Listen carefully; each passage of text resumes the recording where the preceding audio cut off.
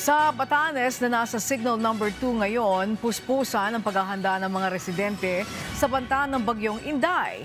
Para naman sa dagdag na proteksyon ng mga bahay na gawa sa light materials, pagkuha ng buhangin sa ilang dalampasigan para maging pampabigat, pinayagan muna. Si Rodeline Amboy ng Radyo Pilipinas Batanes sa sentro ng balita.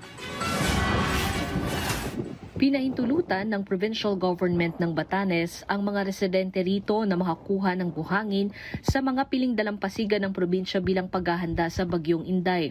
Sa inilabas na executive order, hanggang 10 cement bags ng buhangin ang maaaring makuha ng mga kwalipikadong household.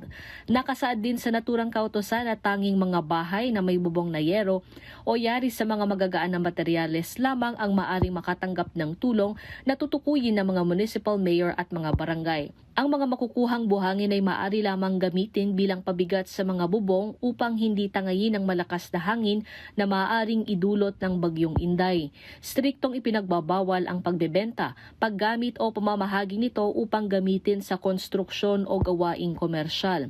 At upang maiwasan ng pag-abuso sa gagawing extraction, mahigpit na babantayan ng mga opisyal ng barangay at Environment and Natural Resources Office ang mga itinalagang lugar kung saan kukunin ang mga buhangin.